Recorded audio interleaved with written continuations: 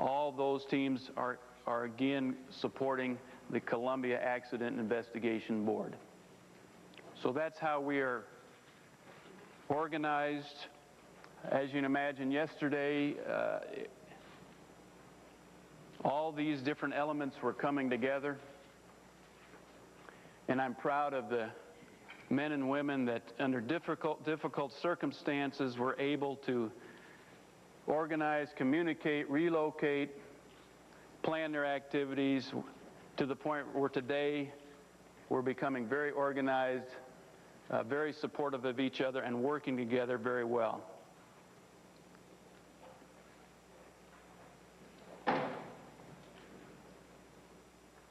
Let me talk to you a little bit about an update in the technical arena. Caution you first of all that what I'm telling you today is again fluid. It builds on yesterday's briefing, gives us a little more detail, but I'm confident that even what I tell you today will be fluid and will change from day to day for a while. It's just the nature of these types of investigations. It's the nature of trying to work through an engineering problem. First reports are notoriously unreliable. Second reports are better. Third reports, you start getting down to the real details and you have some confidence. And so we're on this path of getting to the third and fourth reports to get some confidence. So I'm going to be honest and open with you and tell you exactly what we know, and hope you understand that from day to day it will change. But let me give you some time correlation with location on the entry yesterday from California to Northeast Texas in a little more detail. At 7:53 a.m. Central Standard Time, and all times will be Central Standard Time, as we were over California, 4 left-hand Elevon hydraulic return line temperature measurements dropped off scale, as we talked about yesterday. The left brake line, strut actuator, and uplock actuator temperature measurements rose significantly, 20 to 30 degrees in 5 minutes. This is significant in that these measurements were located in the wheel well, left wheel well. This was the first occurrence of a significant thermal event. It's also important for us that we understand and have found out that the Elevon temperature measurements that I talked about had dropped off scale low are routed adjacent to the wheel well area.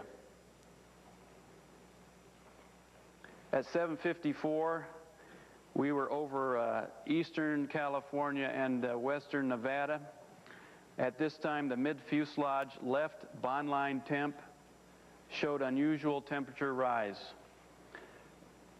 The mid-fuselage is not, if you were looking at the vehicle, wing on the left side, the left fuselage, if you looked at the left fuselage, the wing below it, I'm talking about a temperature on the side of the vehicle, the left-hand side of the vehicle above the wing. Unusual temperature rise. The temperature rose 60 degrees over 5 minutes. Whereas on the right-hand side of the vehicle, in the same location but opposite on the right-hand side, showed a nominal 15-degree rise, 15-degree rise over 5 minutes. Another interesting piece of information, that even though the mid-fuselage bond line temp showed a 60-degree rise over 5 minutes, just inside that wall, outside we saw a 60-degree rise in 5 minutes, just inside the wall in the payload bay, our cryo tanks, our cryogenic tanks, were nominal. So it didn't look like there was any increase in temperature within the payload bay as far as we are able to discern today. At 7:58 a.m. over New Mexico, the roll trim in the Elevon started to increase, indicating that we had an increase in drag on the left side of the vehicle. Does this mean something to us? We're not sure. It can be indicative of rough tile. It can be indicative of perhaps missing tile. We're not sure yet. We do know it's indicative that there was an increase in drag on the left side of the vehicle. At this time, we also lost the left main landing gear tire pressure and wheel temperature measurements.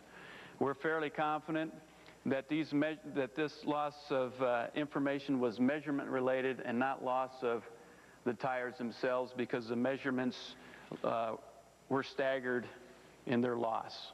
If we would have lost the tire, if they would have lost physically, we believe that we would have lost all the measurements at the same time.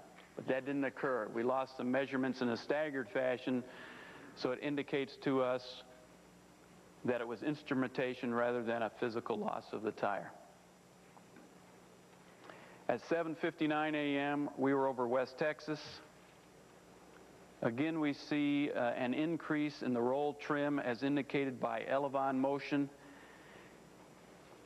indicating that the vehicle was reacting to an increased drag on the left-hand side. The flight control system was countering that drag by trying to command the vehicle to roll to the right-hand side. So we were seeing a drag causing the vehicle to roll to the left. The flight control system was commanding surfaces to get the vehicle back to where it believed it should be, more to the roll to the right. Soon after, we had loss of signal.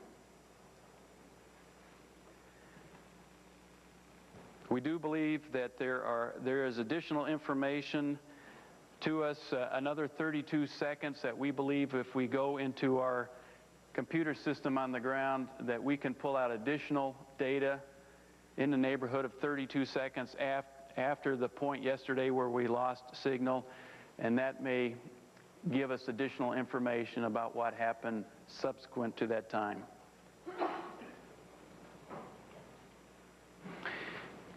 In addition to that, yesterday you informed me of a report from California about an observer seeing what was indicated to be debris shedding from the orbiter. We have talked to that observer and we have his written statement.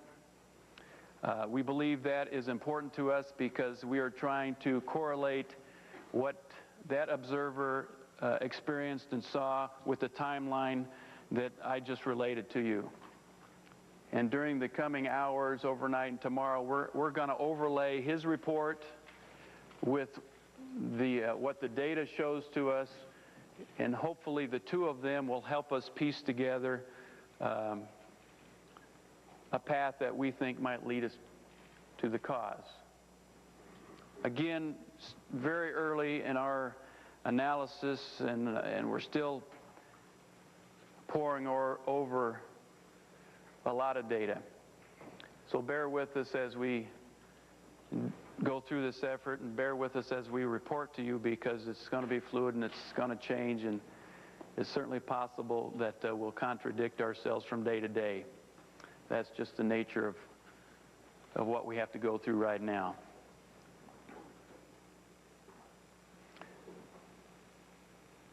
You asked me yesterday whether we're concentrating on the tile only. We are not.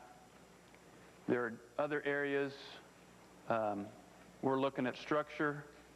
We're looking at thermal indications. We're looking at flight control.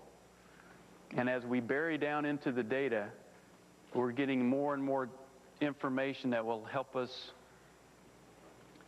decipher the problem and get the pieces of the puzzle together to help us find the cause. So we're gaining ground, not a lot, we're gaining ground, and in the coming days we'll give you more information as we get it.